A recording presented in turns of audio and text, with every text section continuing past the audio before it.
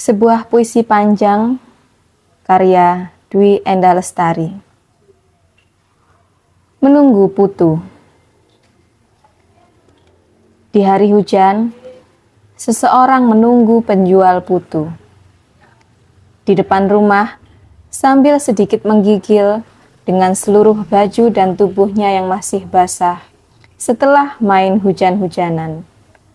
Dan usai sampoan di bawah para lontalang, ia berdiri di depan pagar pintu dan menunggu. Hujan yang tinggal gerimis membawa suara putu lebih nyaring. Pada kelokan itu, ia telah dapat mendengar gelodak gerobak putu yang terantuk lubang kecil jembatan semen gapura masuk menuju gang rumahnya. Seseorang itu melambai-lambaikan tangan, meminta penjual putu berhenti, meskipun penjual putu masih jauh sekali. Ketika dekat, seseorang itu dapat melihat penjual putu.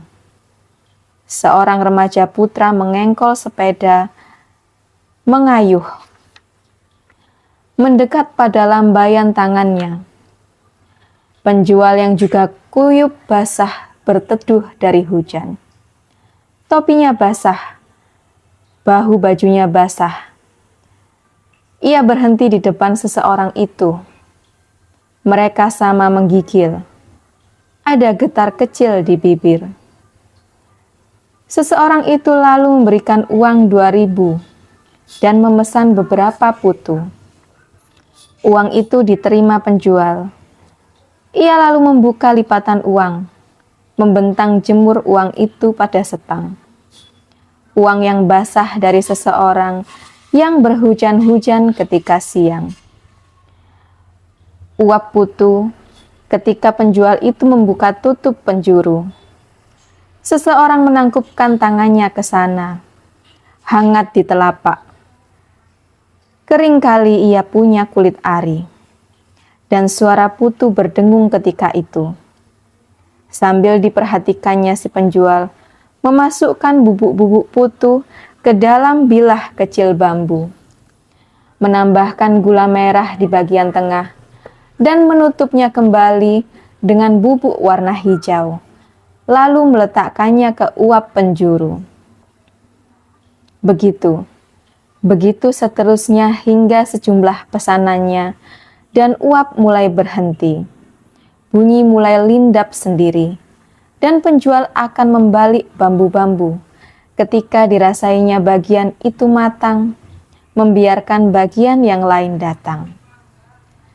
Tak berapa lama menunggu waktu, penjual putu mengambil beberapa lembar daun pisang, melipatnya di pinggir dan tepi, menyatukan lipatan itu dengan biting lidi yang terpotong kecil dan lancip.